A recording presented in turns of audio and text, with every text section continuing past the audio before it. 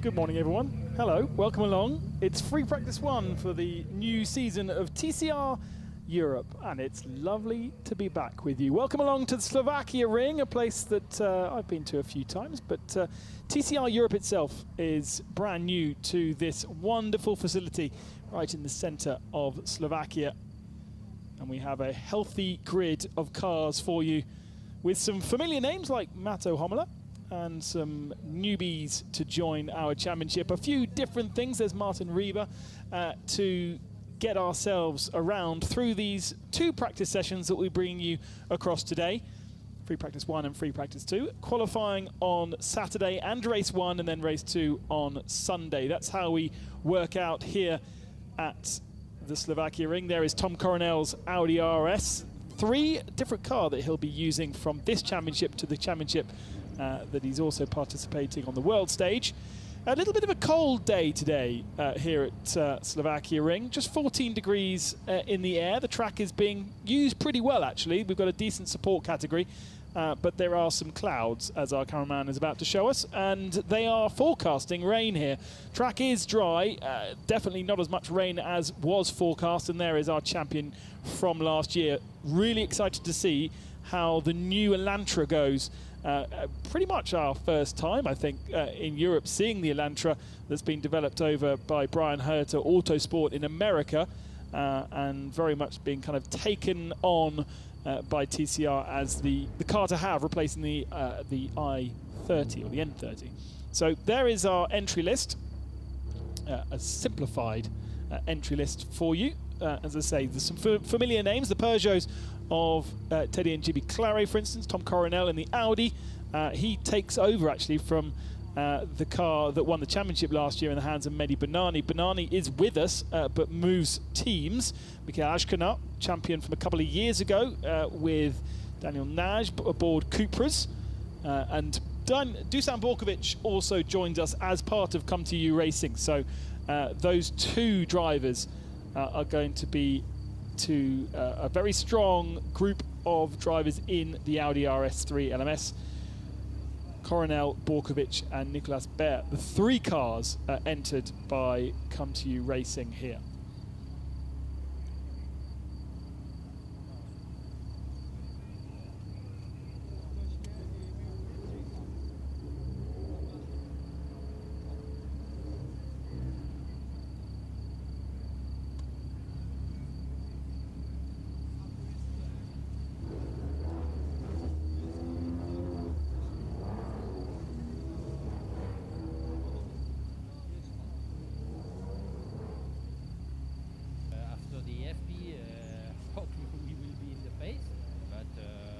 Really happy to be there, especially that time. Okay, good luck this weekend and with the series. Bon chance. I think we've got a slight problem with the sound. Ben, over to you. Not anymore. Sorry if you were missing the opening comments, but we are now good, and we just got the last comments there from Mark James. Let's go down to Mark James once again, who can get the full update from Sebastian Loeb Racing. Apologies, we had a problem with the sound the first time. We were saying you have a very strong lineup, including last year's champion. Yeah, exactly. Mehdi is here with us. Welcome back since we run in the past with him. Really happy, but also really happy with the others. Some experienced, some young guns. So we will see after the FP1. A bit of pressure because it's the first session. We're really happy and hope the result will be good. Bon chance. Thank you. Mark James there showing off his French and wishing the team well. Brutal Fish with us as well, as you can see at the front of shot with Martin Rieber representing that team. Jack Young, the Brit, is also there. And Isidro Callejas is the third driver in that team. There is Mehdi Benani. And we are awaiting the green flag for the session, which is under a minute away. A free practice session that's important because not only do we have a slightly different scoring system that's been well publicised over the last couple of days with the ability to drop 2 scores in the championship. So there are drivers that actually could enter the second round of the championship, not be here with us in Slovakia, and still have an equal chance of victory in the Drivers' Championship. Drop scores only applying to the Drivers' Championship, not to any other team's championship, for instance. But the other thing is we have new tyres this year. So we move away from our previous supplier to Hankook tyres. And therefore, lots to be learnt from all these drivers to how those tyres will react across a 55-kilometre or even more race, and how they will react in qualifying conditions when it comes to pushing flat out. There is the king of Serbia, Dusan Borkovic, with us once again. Great to have Dusan racing. I haven't had a chance even to go into the paddock to say hello to all these people, so I do apologise if you're watching and I haven't said hello yet, but the rest of the afternoon will be my chance to do that. So lots of colours to get obviously our head around. The 24 car there of Jakim Galeash. I'm not sure I've said that totally correctly. He's a Czech driver. And that looks like a more conventional Leon than the newer Competition, which we see Mikhail Ashkenar and Evgeny Leonov driving for Volcano Motorsport. There is Brutal Fish, and they also, I believe, they're in the Honda, of course. The FK8, 3 of those. Daniel Lloyd is part of the team. He obviously racing in the British Touring Car Championship this weekend, therefore will not be here as a driver coach, but any round that doesn't clash, we will see Daniel Lloyd, who is kind of very much associated to that team as part of the team. I think Tom Coronel there was just losing the rear end of his Audi, just trying to get a bit of warmth into the tyres. The last time I was heavily involved in TCR, we saw the cars weaving furiously to try and get tyre temperature into the rear tyres, because we had a really hard compound at that point, and it was the only really way to do it was to create massive surface temperature by sliding around. Now, Coronel's rear end does not look particularly planted right now, so of course it's not massively warm right at this session, and they're only halfway around the lap, but certainly we'll be learning the characteristics of how these tyres behave, and of course also shaking down the cars. So many of the teams will bring their drivers back in straight away and do a spanner check. Take off the wheels, get the bonnet up, make sure there's no rattles, make sure everything's been bolted together correctly. Some will be brand new cars, but others will be cars or chassis at the very least that we used before. Remember, we have that rule whereby the driver is associated to the engine for the full season unless he swaps manufacturer or brand. So that whole engine that has now ticked into FP1 and has done a full lap is associated to that driver for the full year. So any engine problems will incur penalties later on down the line. And in theory, the car and the chassis is also associated to that driver as well. And they are not allowed to use that same car in other series on the same weekend. I don't think we have that kind of situation often this year. We do have sometimes support categories from more regional series, but I don't think we'll see anyone kind of wanting to be able to do both. 308 of Claret Motorsport. Now Team Claret Sport, have 2 other cars in their fold. So they've got the 2 Peugeots for Teddy and Jimmy, who know those cars incredibly well. But they also are running 2 Cupras for Gilles Colombani and Sylvain Poussier, 2 French drivers. So we need to look out for those 2 as well. And Gilles Colombani is one of 2 drivers eligible for our Diamond Trophy, which I believe, I don't see that in my regulations, but I obviously didn't read it long enough. I believe that's probably for the senior, the Masters drivers. And for the moment, just 2 drivers in that. But of course, as I said before, the entry list always fluctuating. It's not an easy place to get to, Slovakia, at the moment. Very, very heavy COVID restrictions here. and therefore you may find that some teams will begin their campaign in Pulrica in a couple of weekends' time, which in theory is a much easier place to access. There is Miguel Ashkana back with us. Great to have the Spaniard who was champion, I'll say 2 years ago. Off the top of my head, I'm going to be a bit nervous about stating too many facts over the next couple of sessions, just because I need to get myself back into the rhythm of things, if that's allowed by you guys. I know that you will probably know more than me across the championship at these early stages. No, when was Mikael Ashkana champion? Because it wasn't 2019. We have to go back to 2018, do we? Josh Files was champion in 2019. So Ashkana must have been 2018 he was. Wow, well there we go. Hasn't time flown by. So half an hour practice session now, then we'll have a lunch break and we'll go again for our second session. There's the Elantra, so quite a different looking machine to what we're used to from Hyundai. Both cars are very much eligible, and we do have a couple of i30s in the field from Yannick Motorsport. They'll be hoping Matto Hommler can fly the flag well for them, but the majority of our Hyundais are the new Elantra, run by Sebastian Loeb Racing. Mehdi Banani obviously campaigning that car as champion.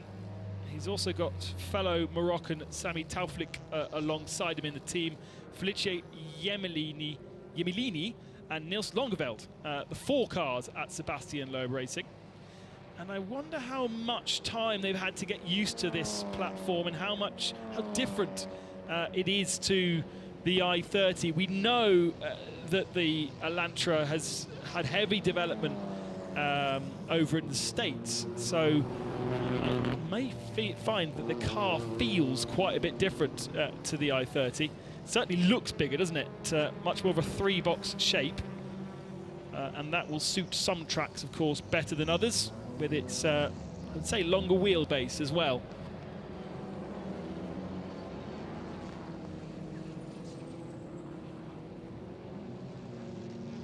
Not going to pay too much attention to the times at the moment. Many cars that stayed out on circuit. We have had a few that have come back into the pits for a spanner check, and we are now with Mehdi Banani across the line, but you know, it's a 2:13.761, so that's quite a bit faster than anybody else has gone. So excuse me for ignoring the timing screens for the moment. We'll wait a little bit before we start focusing, certainly in pre-practice as well, regarding that. Just a reminder of our championship as a whole then. We are supporting 5 rounds of the GT World Challenge, otherwise known as the Fanatec GT World Challenge, was once Blancpain, and we are supporting 5 of their endurance races. So Le Castellet Circuit Zandvoort is a sprint race, sorry, so 4. And then Spa-Francorchamps, as we have done for the last couple of years, for the 24-hour race, racing on a Friday and a Saturday, I believe, there. And then also the Nürburgring at the start of September, and the final round of the championship will be in Barcelona. So circuits that drivers will know well, but not necessarily in the same environment. And of course, with heavy running on those SRO weekends, we'll have a lot of rubber down on the track from rubber that is not necessarily Hankook tyres. So that will be an interesting one for the drivers also to get a handle on. Big slide there from one of the volcano cars. And the only other round we have, of course, we have to go to Monza. So we will be heading to Monza on the 24th to 26th of September. And that's our championship then. A nice spread. And who knows, things may change, of course, with COVID restrictions. You'd hope not changing things too much, especially a European Championship, but we never know. And I do have a wooden table, so I'm touching that furiously to make sure that everything runs smoothly in the world this year.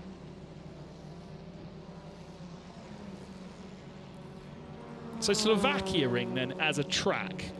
Let's have a quick gander. TCR, and correct me if I'm wrong. By the way, you can get in touch with me at Ben Consti on Twitter. I do listen, and I do listen to your private messages, and I will happily respond and happily swallow my pride when I get things wrong. But do message me if I'm doing anything like that. I believe that TCR Europe has never been to the Slovakia Ring. WTCR has. Lap record of 209.312 from WTCR. Now, of course, that's different tyres and all the rest of it. Interestingly, that's not that far off. That's actually only a couple of seconds off the pace, the race pace of the old WTCC cars, and they were a lot faster. They're almost like GT cars. So at the moment, a 2:11 from Franco Girolami. We haven't spoken about him yet, but he is fastest with a 2:11 at 2:94, and that is not far off the race pace that we saw from WTCR back in 2018. Now, I would assume that they also went in 2019. They certainly, yes, they did go in 2019, but maybe it rained. So the lap records are held from 2018. And actually, they also went in 2020, last year, but are not forecast, I don't believe, to come here this year. So instead, it's us that get the privilege of coming to this wonderful venue. I'm a big fan of the Slovakia Ring. It's not an easy place to get to, as I say. Most of the people that are flying have to fly into other airports outside of Slovakia. As we watch Tom Coronel just locking up a little bit, going quite direct into that corner. And so, yeah, you have to fly into Austria, which at the moment is very heavily restricted through COVID. Then you have to cross the border into Slovakia, and Slovakia is really locked down. You know, there are certain regions that are having to stay indoors all day still. So they are very, very strict. So we're very lucky to be able to hold this race meeting, following all the various protocols, and get ourselves a little bit of TCR action to kick off the season. Nice and early, not having to wait too long. I mean, actually, I suppose it's May, so that's far too long for most of us, but it's a lot earlier than many championships are able to kick off at the moment. Coronel looking to try and take away that fastest lap time from Franco Girolami. It's a very early lap time, only 4 laps done from the majority of our field. Such is the length of the track, of course. They're not going to get that many full, complete laps in. So when it comes to qualifying, it will be very important to nail it straight away.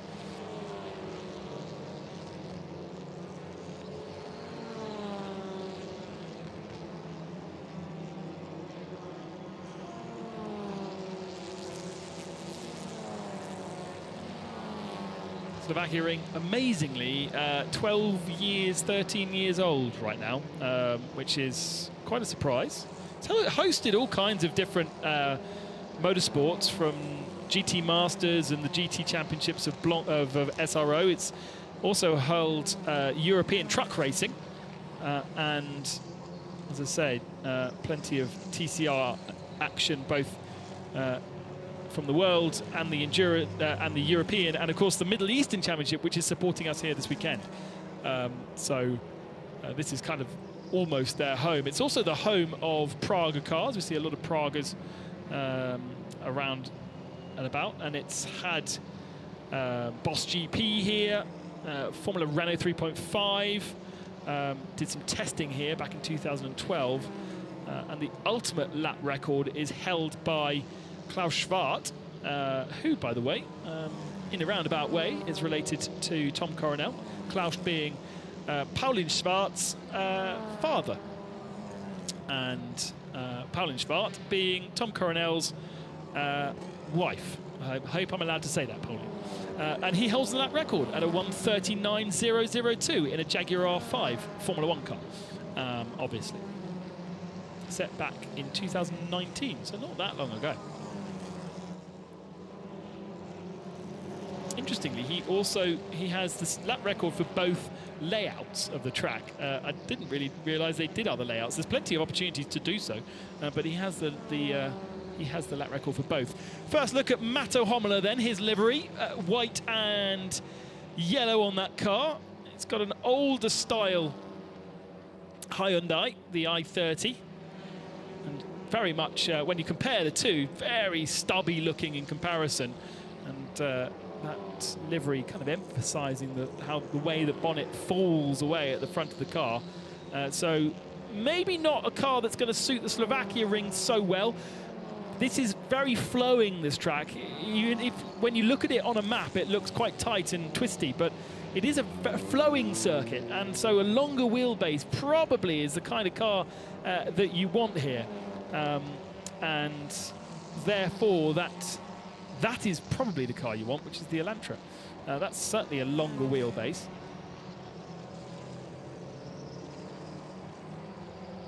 Franco Girolami, by the way, who is still at the top of our times, at the top of the sheets after 5 laps done. 1.5 tenths of a second faster than Coronel. Girolami is the brother of, and he is aboard. I don't know why I've ended up on the wrong page of my research. Franco Girolami, is aboard the Honda of PSS Racing, Macedonian team, teammate to Victor Davidowski. And yeah, I suppose the Honda is a relatively long wheelbase car as well. Now a bit more of a 3-box shape, like the Audi as well. So I would say, and I'm totally guessing here, I will give you more information when I go and speak to the drivers, but I'd say the 3-box longer wheelbase car is the car ultimately to have here at Slovakia. Leclerc heading off. We've seen all 22 cars out on circuit, by the way. They're all running 5 or 6 laps in now, and we're well over halfway through this session. That was Klim Gavrilov in the pits with the bonnet up, so that's a little bit worrying. Klim with no teammate in the VRC team, just himself and driving the Audi RS3. Fast, actually pretty fast, 4th fastest so far in this session, 7 tenths off the fastest time, which has now been set by Michael Ashkenar. So Ashkenar has gone fastest, and there he is in the 96 Volcano Cupra. Much more aggressive looking design on that car than we've seen from the older Leons. And that is the colours of Girolami. It's going to be difficult to tell apart the Elantras by the looks of things. I mean, get those alongside each other and see how different they look. Also, I'd say Volcano Motorsport is going to be a little bit tough to differentiate. They kind of seem to look pretty similar. Niels Langeveld heading out onto circuit. He's in one of the 4 of our Sebastian Loeb racing cars. Slightly different bonnet on that by the looks of things. So now they're getting a chance to see how these tyres are performing, and they can do this themselves some practice starts. So we get a feel for the ultimate grip off the line on cold tyres. Presumably that will be being done, not on warmer tyres, because you won't get the same kind of data and feel from those front tyres. If you did I suppose a start should be done on warmish tyres, because you would have done one rolling up lap to the grid. So you won't have brand new stone cold tyres. You will have some temperature in them. Dusan Borkovic then back with us, 5th fastest in the Audi right now.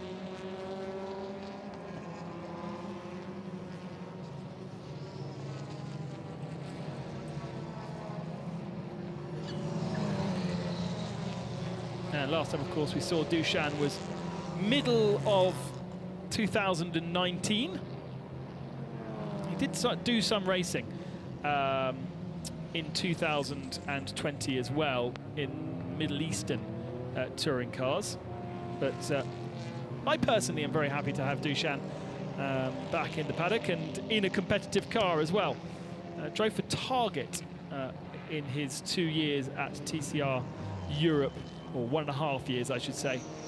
Third in the championship in 2018. And of course, before that, 2 years in TCR International. Second year being in the Alfa Romeo, would you believe? I seem to remember watching him being shoehorned into the Alfa was quite a sight, because of course Dusan, very, very tall indeed. Took 2 victories with the Alfa Romeo in 2017, and took 3 victories in 2018, but was victoryless in 2019. Matto Homola, we saw him out on track a few moments ago. Homola, another of those big names, and of course Slovakian as well, so this is his home race. Bit of a shame really that COVID protocols mean he doesn't have his massive Slovakian following that have always supported him, both online. And looks like Jack Young's been grass tracking. Look at the front end of the car. Radiator's full of grass, so I think we've had a moment from Jack, and his team manager instantly gets into the task of pulling all that grass out of the radiator. Not really the radiator, there is a grill that protects the radiator from any stones, and that's the grill that kind of catches the grass. But with the grass there, airflow was then restricted into the engine, and there is the possibility of overheating, although on a day like today, probably less so. Now, one problem these guys all have, and we can talk about this a bit more in Free Practice 2, number one, Free Practice 2 possibly could be raining. There's a very strong chance of rain throughout the afternoon. Second thing is, for the rest of the weekend, we are expecting temperatures in the 20s. So they are getting a feel for these Hankook tyres in these kind of 14, 15 degree temperatures, with not a huge amount of UV hitting the tarmac. But when it comes to this afternoon, they might not get any more data from the Hankook slicks, because we'll have wet running, and then we'll go straight into qualifying tomorrow, where we are expecting it to be probably warmer than we have right now. So plenty of not guesswork, but educated guesswork going on to make sure they've got the right setup for the cars, and especially for a team like Sebastian Loeb Racing, not just completely new tyres to run on, but also completely new car to work on. And one of the mechanics, I would say, giving the suspension a few clicks, whether it be stiffer or softer. Daniel Nage is also back with us in his familiar number 99. He's got a new Cupra Competizione for himself to play with. And that is just a single car entry for the moment from Zengo Motorsport, but I would be surprised if that stays a single car entry. Great to have Zengo kind of back with us, I suppose, and also fantastic to have Daniel Nage back with them after being effectively a works driver for Hyundai in TCR Europe last year, 8th in the championship with BRC. And actually, it's been a few years since he was in a Cupra.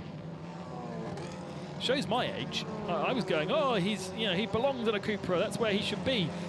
Last time Daniel Nage was in a Cupra was 2017, ladies and gentlemen. And of course, it wasn't a Cupra back then. It was very much a Seat Leon that, in my head, was very heavily associated to him and to Zengo Motorsport as a whole. But they then obviously had that association with Honda, and then with Norbert Michelis's Mira team with the Hyundais. So I'm feeling my age. I apologise. We will get this right together. Thank you to Phil Kinch, by the way, who is chatting with me and correcting me as I'm correcting myself. And as I say, do message me on my Twitter handle @BenConsty if you want to correct me in any other way, or indeed if you want to just say hi. Happy for that too. Nicholas Beat is out of his come to you racing Audi with 5 minutes remaining. Mikel Ashkenar is the fastest man into the 10s, so 2:10.985, 3/10 of a second faster than Franco Girolami, and then Tom Coronel in third, and Klin Gavrilov in fourth position, and has gone back out again. So we saw him with his bonnet up, but he is back out on circuit now, and Coronel's the man that's done all the time. I'm not sure if Coronel's come into the pits at all, to be honest. 10 laps at roughly 2 minutes and 10. I would say he has done a full race distance, perhaps. Let's have a look at what times he's doing. 2:12.57 last time. I reckon Coronel is doing a race distance on those tyres. Straight out the box right now, knowing that perhaps we might get some rain this afternoon. A bit of dust being kicked up further back. Someone's run a little bit wide. It's actually a very safe circuit, this Slovakia Ring. You have the ability to run wide and not punish yourself too badly. We did, of course, see that rather spectacular accident from Gabriele Tarquini. Well, that was last year, wasn't it? Where he ran a little bit wide out of turn 3, caught a bump and went flying up in the air. Google it. I'm sure it's on YouTube somewhere if you haven't seen it. But ultimately, I remember a big accident for Darilo Young over the second bridge, because there's a couple of bridges, which is bizarre because we're in massively flat land here. There is one of them. The rises are effectively to allow access to the middle of the circuit. So there's an access road that goes underneath the track, and that's why we have these undulations. That's all they are. We are in massively flat land. Also, interestingly, for all those people who are watching who have been to the Slovakia Ring, maybe a couple of years ago, like myself, there used to be a fantastic bar just on the entrance to the track. Very important if you know me. And it's a bar where I first kissed my now wife. It's been turned into a big cat reserve, people, so no longer the fun in the bar, but the lions and tigers are enjoying the big cat reserve over there. Unfortunately, I think it's shut, so I'm not going to be able to go and visit some lions and tigers, but plenty to do here. The kart track's been developed a lot since the last time I was here, so that's looking spectacular. And of course they've got their war museum, the collection of tanks that are on the exit of the last turn. So plenty to do when the world opens up. Slovakia Ring is not a bad place to come and enjoy a couple of days, and certainly the hospitality and tourism facilities around the area will have got better and better. It will be desperate for your trade when everything gets back to normal. We are covering some random stuff, aren't we, in Free Practice 1? I suppose that's what Free Practice is there for. Just getting ourselves back up to speed with colours. There's Ashkenar. We've seen, I'm pretty familiar now with that colour, and I want to see how it compares to his teammate. Here's another one that we haven't seen, Colombani. And Gilles is our last car right now in the older Cupra. And actually, he is about half a second off Sylvain Poussier, who is his teammate. And Sylvain is about a second off Sami Tauflik. So there's a bit of a gap at the tail end of the field. There are 3 cars that are quite a bit off the pace. The rest of them are all pretty close. 2.4 seconds is separating Mehdi Benani in 19th spot, 2.5 off Mikel Ashkenar in the lead. So I would suggest that Sebastian Loeb Racing has got some, still hunting quite a bit in that Elantra. Benani in 19th spot, Sami Tauflik in 20th spot. Nils Langevad is 15th in his. And then the 4th one was Felice Gemelini, and Felice is 18th. So we've got 15th, 18th, 19th and 20th. That doesn't necessarily bode particularly well, but I imagine some exploring to do. Right, Coronel's in the pits then.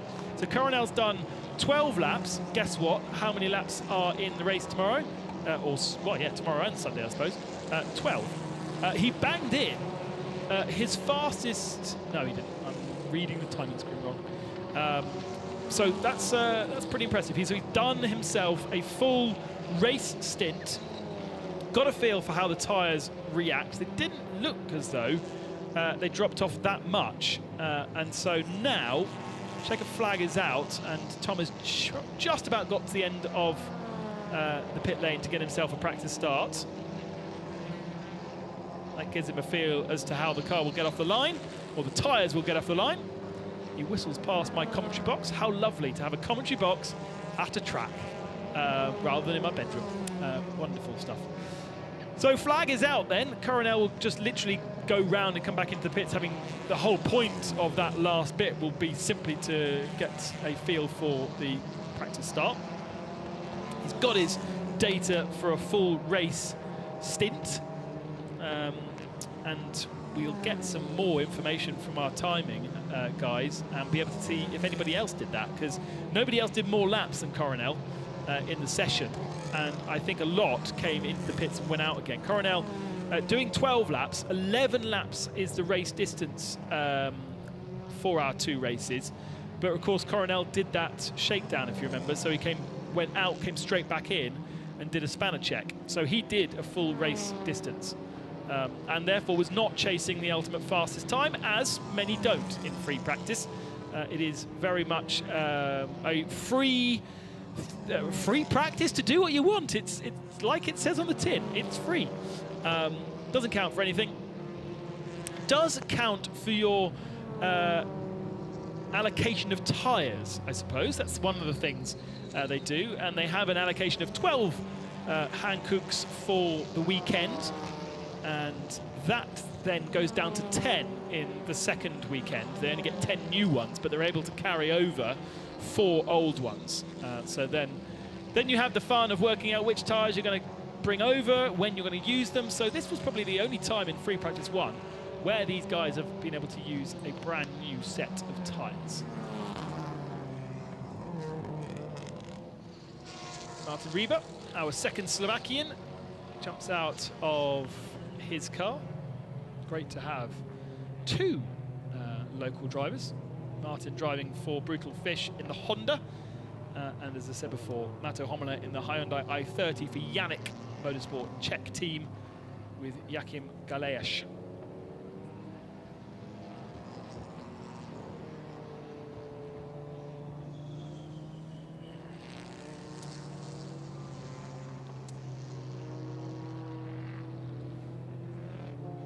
Let's head down then to the pit lane with Mark James, and we can chat to our fastest man, Mikael Ashkina, back with us.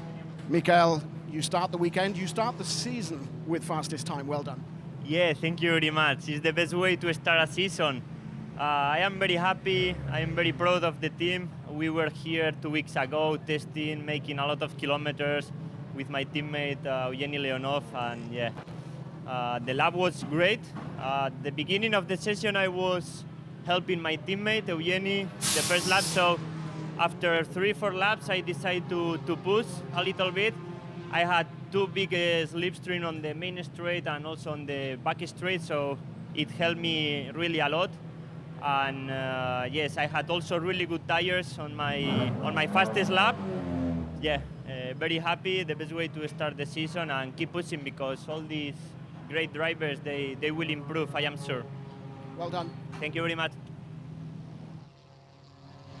And there is one of the reasons why Volcano Motorsport has Mikael Ashkina with them, because he's able to impart his knowledge, his setup data on Evgeny Leonov and help him. So they sounded like they went out for a couple of laps and towed each other around, showed the lines, showed how one was going faster than the other, and then Mikael was unleashed to do as he will, and got himself the fastest lap time by over 0.3 of a second in his Cupra.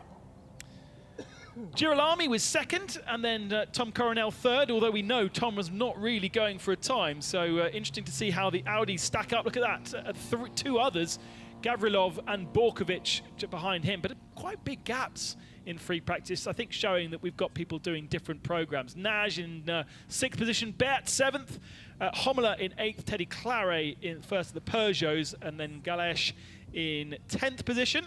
Jack Young had an excursion. I think that's the first of the Hondas down in 11th. Davidowski 12th and Reba in 13th position. Jimmy Clary 14th, and then Niels Langeveld in the first of the Sebastian Loeb racing cars. Kaleas in 16th, Leonov 17th, and then 3 more Loeb Elantras, Yemenini and Tauflik, and then we have Benani, Pusha and Colombani round out our 22 starters here in Slovakia. Join us after lunch in a couple of moments' time for Free Practice 2. Till then, have a nice afternoon.